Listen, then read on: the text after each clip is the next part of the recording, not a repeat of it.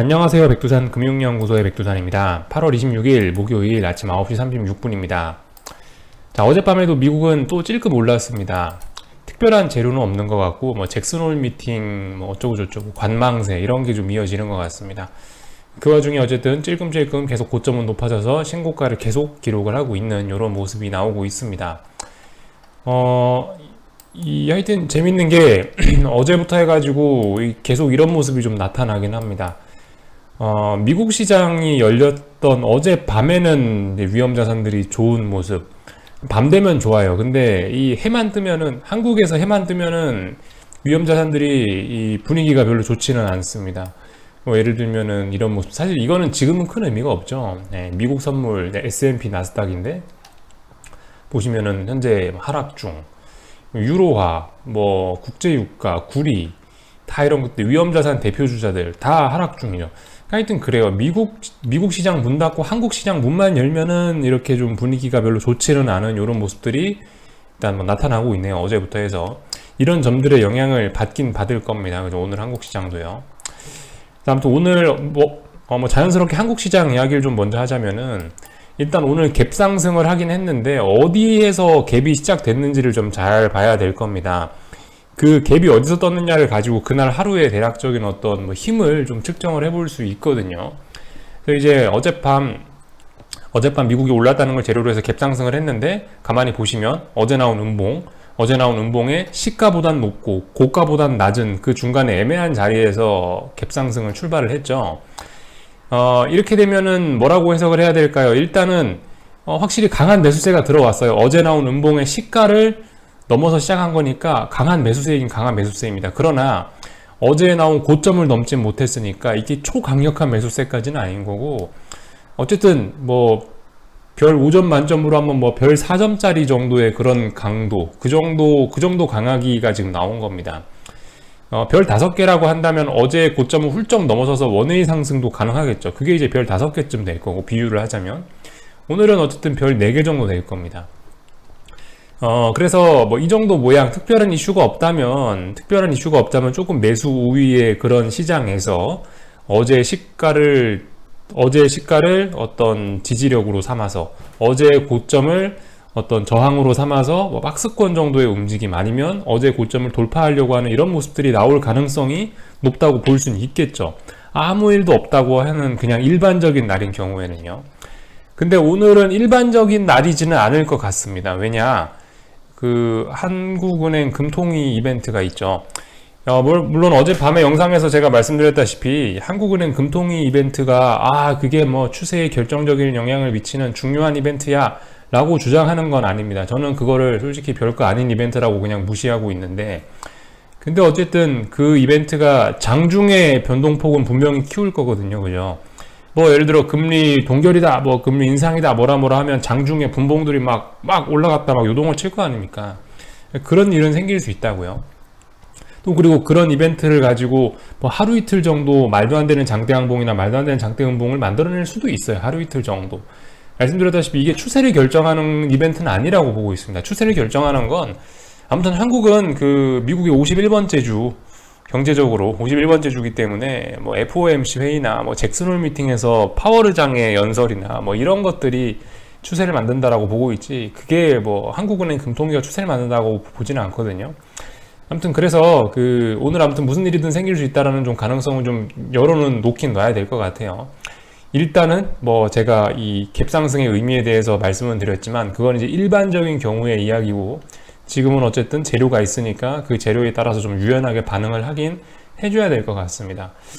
솔직히 오늘 그 이벤트를 가지고 어느 쪽으로 움직여줄지는 저도 잘 모르겠어요. 근데 어젯밤에 이미 말씀드렸다시피 금리 동결을 한다라고 하면은 시장은 조금 안정돼서 좀 위쪽으로 어제 고점을 돌파하려는 흐름이 나타날 수 있을 것 같고, 논리적으로 생각을 해보면. 근데 이제 한국은행이 금리를 인상한다라고 한다면은 조금 하방 압력을 좀 받을 것 같긴 합니다.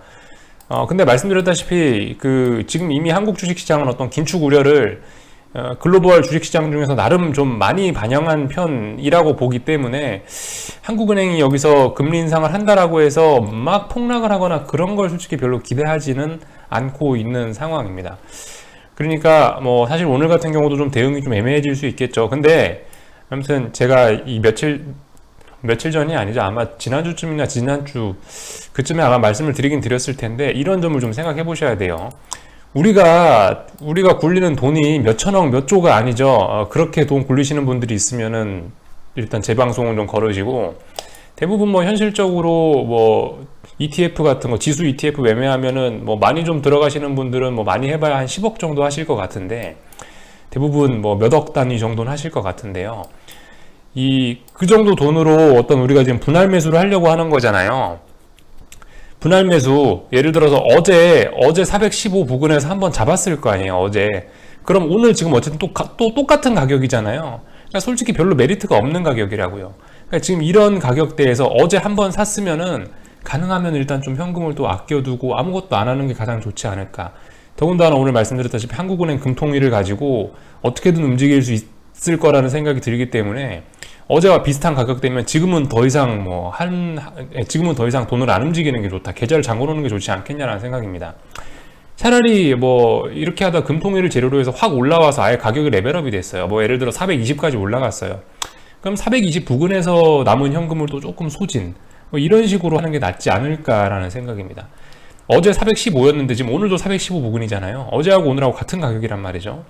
이런 자리에서 찔끔찔끔 계속 매수를 하는 거는 뭐 돈이 내가 너무 많아가지고 내가 주식을 사면은 상한가를 가고 이제 그 정도 급의 재력이 있으신 분들, 그런 분들 같은 경우는 이제 이렇게 며칠 단위로 같은 가격임에도 불구하고 계속 매수를 해줘야겠지만, 그런 게 아니고 제가 봤을 때는 뭐 한 10억 20억 정도까지는 이런 가격대에서는 그냥 한번 매수해 놓으면은 충분히 기다렸다 아예 가격대가 이쪽으로 가거나 확 움직이면 거기서 또 한번 계좌를 움직이고 거기서 또 한번 돈을 움직이고, 그게 제일 좋지 않겠냐라는 생각입니다.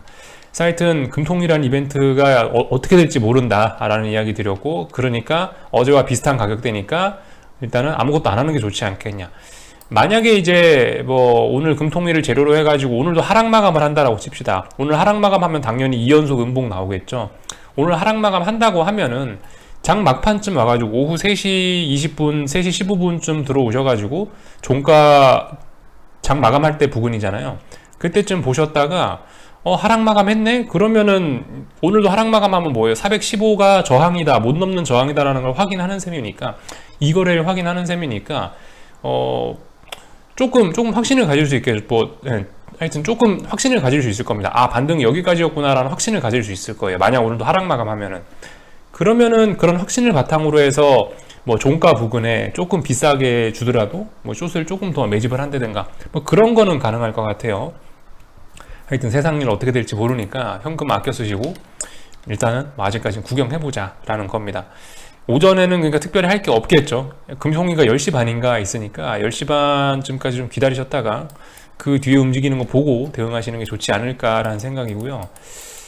아무튼 좀 얘기가 좀 길어졌는데 하여튼 그렇습니다. 지금 풋옵션들을 봐도 사실 오늘 건강 상태가 별로 좋지는 않아요. 오늘 시장의 상승세가 좀 강한 편이긴 합니다. 약한 편은 아니에요. 오늘 말씀드렸다시피 한 별 4개 정도는 되는 것 같아요. 보시다시피 풋옵션들도 이렇다고요. 어제의 저가 부근에서 시작했지 않았습니까? 그죠? 어제 일단 개파락으로 어제 저가 부근에서 시작했으면 별로 힘이 없는 거예요. 이거 별로 지지력이 없는 겁니다. 그래서 원래 특별한 일이 없으면은 이런 일이 나타나면은 보통 이제 원웨이로 무너지곤 해요. 원웨이로 무너지거나 아니면 좀 장중에 크게 무너졌다 약간 회복하거나, 어쨌든 이런 모습이 나오면 옵션들이 장중에 회복은 사실 좀 글러먹었다라고 보셔도 무방하긴 한데요. 평상시 이야기에는. 평상시는 그런데 모르죠. 오늘은 어떤 이벤트가 있으니까 그걸 재료로 해서 풋옵션을 살려줄지도 모르는데 하여튼 뭐 지켜봐야 되겠습니다. 한국은행의 그 반응에 따라서 논리적으로 이렇게 움직여야 된다라는 생각은 갖고 있지만 시장의 반응은 언제나 뭐 지 멋대로기 때문에 제가 뭐라 하여튼 드릴 말씀은 없고요. 그래서 하여튼 한국 시장을 좀 어떻게 하다 보니까 좀 먼저 이야기를 했네요. 근데 아무튼 만약에 이런 식으로 변동성도 버티고 이런 모습이 나온다라면은 이 반등이 그저 조만간 끝날 가능성이 좀 있긴 있겠죠. 변동성도 계속 감소하면서 좀 시장이 올라줘야 되는데 만약 오늘 이렇게 버틴다면 별로 좋지는 않을 겁니다. 자, 그리고 원달러 환율 같은 경우도 잘 보셔야 되겠죠. 만약에 여기 1160원 터치도 안 하고 21선 터치도 안 하고 그냥 여기서 만약에 조정이 끝나고 반등이 나온다라고 한다면 오늘 여기서 반등이 나온다라고 한다면 그렇게 되면은 이제 앞으로 원달러 환율의 상승 속도는 더욱더 가팔라질 수가 있을 거다라는 생각 말씀드리겠습니다. 그 정도 지켜보면 될 것 같고, 어젯밤 미국 요즘 하여튼 미국도 계속 비리비리합니다. 그러면서 신고가는 계속 높이고 있는데요. 일단 그 어젯밤 미국 결론부터 말씀드리자면 제가 원하는 그림은 나오지 않았습니다. 그래서 가만히 있었거든요. 가만히 있었는데 아직도 포기하기는 그렇다고 좀 이른 것 같습니다. 자, 하여튼 보시면은 S&P는 계속 음봉이 없이 양봉으로만 쭈루시 올라가고 있고요.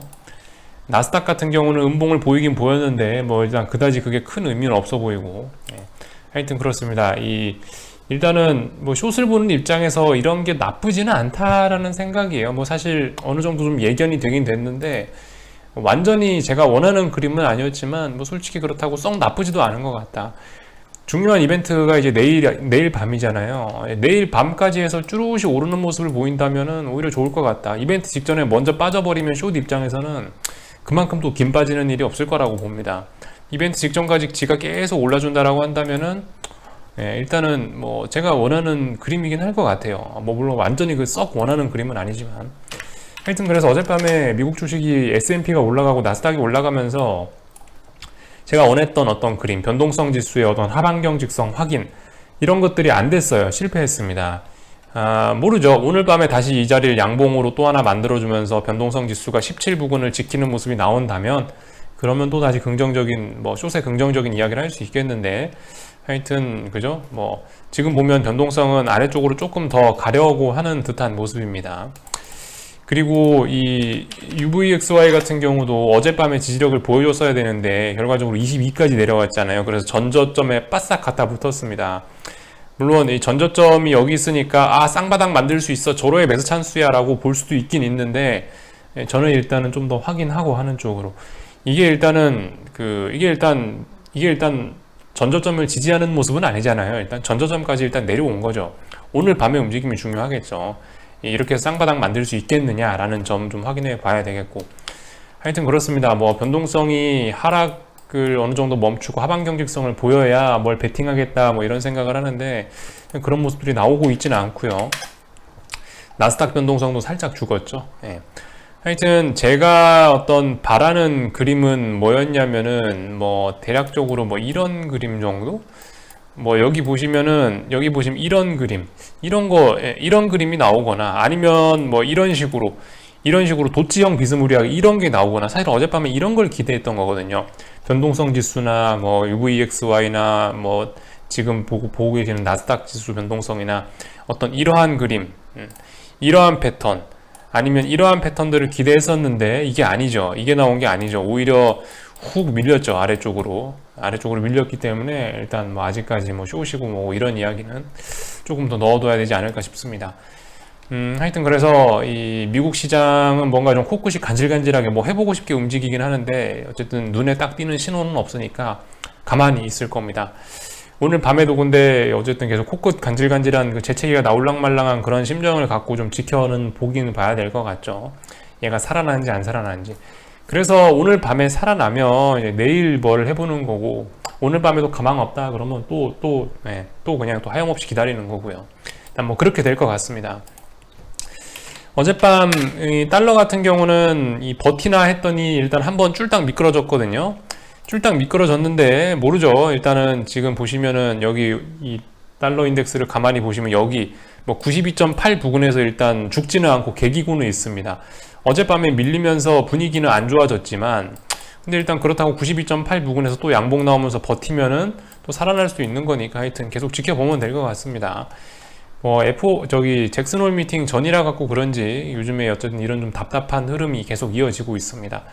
근데 나쁘진 않은 것 같아요. 이 잭슨홀 미팅 나오고 나서 올리겠다라는 건가? 라는 생각을 좀 해볼 만도 하고, 일단 하여튼 지켜보고 있어요. 이것도 말씀드렸다시피 92.8 부근에서 반등을 하게 된다면은 이 상승의 기울기는 이렇게 더 가팔라질 가능성이 있겠죠. 그 기울기가 몇 도가 될지는 모르겠지만 하여튼 더 가팔라질 수가 있겠다라는 거 생각해 놓으시면 될 것 같고, 어젯밤에 금리는 또 아무튼 많이 올랐습니다. 금리는 많이 올라가지고요. 일단은 이 정도면은, 그러니까 제가 보고 있는 가격은 여기에요. 10년물 국채금리 기준으로 1.3이라 하겠습니다. 1.3 넘어가면은 일단 이거는 끝난 거거든요. 일단 그럼 이거는 끝났다라고 보고 있는데, 근데 일단 다시 1.3 넘어왔고 지금 이제 직전 고점에 대한 어떤 저항을 받고 있는 그런 상황입니다. 뭐 사실 이번 주 주식시장이 계속 어떤 상승세를 이어가면서 뭐 테이퍼링, 뭐 속도 조절론 이런 소리를 하고 있는데, 그래서 일단 뭐 달러라든가 뭐 주식시장은 그런 쪽으로 움직이고 있는데, 근데 일단 채권시장 플레이어들은 무슨 생각인지 모르겠지만 일단 테이퍼링 속도 조절론 그딴 건 없다라는 식으로 반응을 해주고 있는 듯한 모습입니다. 테이퍼링 속도 조절론이고 뭐고 연내 금리 인상이다 라는 그걸 현실화시키는 듯한 움직임을 보여주고 있어요. 일단은 그 잭슨홀 미팅 이전에 좀 많이 오르고 있습니다. 글쎄요, 이게 페이크일 수도 있을 것 같아요. 이게 페이크이고 여기 어딘가에서 이번에 이 자리를 결국 못 넘어가면은 또 다시 싸해질 수도 있습니다. 네, 이거 못 넘어가면 좀 긴 박스권이 될지도 모르겠다라는 생각을 하고 있어요. 그래서 뭐 일단 이런 거 정도 살펴봤고요. 뭐 특별히 볼만한 건 없는 것 같고, 그죠? 뭐 이 정도 일단 점검을 해봤습니다.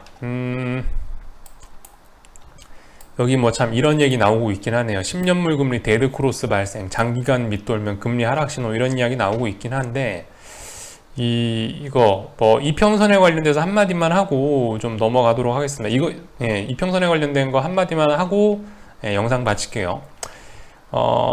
이게 안 그래도 지금 제가 요즘에 이 이평선 이야기를 가끔 한 번씩 하고 있는데요. 예를 들면은 뭐 이 원달러 환율의 이평선들이 정배열 초반이다. 그죠? 지금 보시면 241선, 121선, 61선, 21선, 241선 뭐 어쨌든 이렇게 해갖고 쭉 다 정배열 초반이잖아요. 또 그리고 뭐 유로화는 역배열이다, 뭐 달러는 정배열 초입이다, 뭐 또 그리고 이 뭐예요, 코스피는 뭐 역배열로 갈 수도 있고, 뭐 삼성전자나 하이닉스 같은 건 이미 역배열이다 이런 이야기들을 하고 있는데, 사실 제가 개인적으로 저런 이평선들을 보는 관점은 사실 그렇습니다. 이게 그 정배열이나 역배열이라는 얘기는 사실상 이제 그만큼 시세가 오랫동안 진행이 되어 왔었다라는 증거이긴 하거든요. 사실 뭐 정배열이라고 해서 무조건 앞으로 더 오르고 역배열이라고 해서 앞으로 무조건 더 시장이 빠지고 이거는 사실 옳지 않은 생각입니다. 단지 이제 이런 게 증명을 해주는 거는 뭐냐면은 지금까지 시세가 많이 진행이 됐다라는 거를 보여주는 것일 뿐입니다. 이평선은요, 사실 후행적이죠. 241선이 예를 들어 머리를 이렇게 들고 있다는 거는 뭐예요? 240일 동안 주가가 잘 올랐으니까 이게 241선이 머리를 든 거 아닙니까? 그리고 정배열이라는 얘기는 최소 뭐 240일, 뭐 120일 이상은 주가가 계속 좋은 모습을 보였다라는 거죠. 근데 아무튼 이게 정배열이라고 해서 뭐 주가가 많이 오르고 역배열이라고 해서 뭐 주가가 뭐 많이 떨어지고 이런 식으로 그냥 단편적으로 접근을 해서는 안 되겠다라는 거, 그런 이야기를 좀 드리고 싶네요. 이런 논리대로라면 계속 정배열이면 주가가 절대 꺾이면 안 될 거 아니에요. 근데 뭐예요? 막상 풋대박, 뭐 하방 대박 이런 거는 사실 어떤 그 시세의 시작은 사실 정배열 끝자락과 역배열 끝자락에서 어떤 시세가 시작되지 않습니까? 말씀드렸다시피 투매에서 시작해서 오버슈팅으로 모든 시세가 끝난다고 했는데, 투매 나올 땐 당연히 모두 역배열이겠죠. 근데 뭐예요? 역배열에서부터 어떤 새로운 시세가 시작되는 거고, 오버슈팅 나오면은 오버슈팅 나올 땐 어떻겠어요? 다 정배열일 거 아니에요. 정배열일 때 어떤 또 하방으로서의 새로운 시세가 싹 트는 법이거든요. 사실 뭐 정배열로 간다, 역배열로 간다 이런 거는 너무 그래 신경을 안 쓰셨으면 좋겠고, 물론 이제 그 지금 제가 그럼에도 불구하고 이평선 배열을 이렇게 한 번씩 여러분들께 말씀을 드리는 거는 이게 이제 많은 분들이 보편적으로 보는 어떤 투자 지표이긴 하니까 저런 거 보시면은 이 마음이 불안하신 분들이 조금 안정을 찾을 수 있지 않을까 싶어서 사실 좀 말씀드리는 그런 이유가 좀 크고요. 사실 전 이평선의 저런 배열에 관해서 그렇게 크게 그렇게 신경을 쓰지는 않고 있습니다. 다만 이제 제가 신경을 그래도 이평선 쪽에 조금 좀 중요하다라고 생각을 하는 거는 뭐 어쨌든 이런 전환 과정들, 지금 방금 전에 제가 뭐 보여드렸던 이런 것들이 있잖아요. 원달러 환율 같은 거, 뭐 정배열로 이미 뭐 한참 진행 중인 거, 역배열로 한참 진행 중인 거, 이미 이런 진행 중인 거에는 사실 이평선의 움직임 이런 거에 대해서 별로 신경을 쓰지 않고 있습니다. 제가 중요하게 보는 이평선 구간들은 예를 들면 이런 거 전환이 될 때, 이런 구간들을 전 개인적으로 좀 중요하게 보거든요. 그러니까 지금 역배열 초입, 지금 원달러 환율이 정배열 초입이야, 그러니까 좋아, 이게 아니고 이 역배열로 가던 이 이평선들을 결과적으로 지금 정배열로 돌려놨잖아요. 이 과정에서 엄청난 매수세가 들어왔을 거 아닙니까, 그죠? 예. 엄청난 매수세가 있으니까 역배열로 가던 게 전환이 됐을 거 아니에요. 저는 이런 구간들, 이런 과정들을 이제, 이런 일들이 있었으니까 이평선들이 이제 역배열에서 정배열로 지금 가는 거겠죠. 이런 순간들을 저는 굉장히 중요하다라고 생각을 해요. 그러니까 이미 이렇게 작년에 이런 구간들처럼 이미 이렇게 역배열로 가고 있다. 이런 거는 저는 별로 뭐 신경 쓰지 않습니다. 야, 역배열인데 어떻게 주식을 사냐? 역배열일수록 주식을 사야 될 수도 있어요. 역배열이 충분히 진행됐다고 한다면 오히려 주식을 사야 될 수 있고, 오히려 정배열이 충분히 진행이 됐다라고 한다면 주식을 팔아야 될 수 있다. 그래서 사실 뭐 지금 역배열이다 정배열이다 이런 거는 별로 중요하진 않은 것 같고, 이 전환 과정, 또 그리고 이게 초창기, 어떤 전환 이후의 초창기, 이런 거면은 우리가 조금 주목을 해줘야 될 필요가 있겠죠. 강한 힘이 있으니까 이걸 전환시켰을 거고, 이 강한 힘이 아직 다 분출되지 않았을 거 아닙니까? 그러니까 그런 시세 분출 과정을 노리는 거고, 어쨌든 제가 말씀드리고 싶은 건 이런 전환 과정이 중요한 것 같다. 역배열에서 정배열로 가든 정배열에서 역배열로 가든, 지금 당장 뭐 역배열이고 정배열이고 이런 상태 자체는 전 개인적으로 좀 별로 중요하지는 않다라고 보고 있습니다. 그래서 방금 전에 어떤 텔레그램에 있는 요 기사 제목을 보면서 제가 이런 말씀을 드렸는데, 10년물 금리 데드크로스 발생했겠죠. 그죠? 지금 몇 달 동안, 6개월 넘게 지금 이제 하락을 하고 있으니까 금리가. 근데 지금 보시면 어쨌든 말씀드렸다시피 최근에 또 3바닥, 2중바닥이 아니고 3중바닥을 또 만들려고 또 그러고 있죠. 데드크로스가 이미 충분히 진행됐을 때, 그런 때는 오히려 이런 데드크로스가 있다는 게 별로 그렇게 뭐 이게 뭐 추가적인 하락의 신호다 이렇게 보기는 좀 어려울 수 있을 것 같습니다. 그래서 아무튼 뭐 제가 보는 이평선에 관련된 관점을 좀 한번 좀 말씀을 드려봤고요. 하여튼 뭐 특별한 뉴스는 없는 것 같고, 오늘 하여튼 그 한국 장중에 있는 금통위 이슈 그것만 좀 잘 보시면서 대응 잘 하셨으면 좋겠습니다.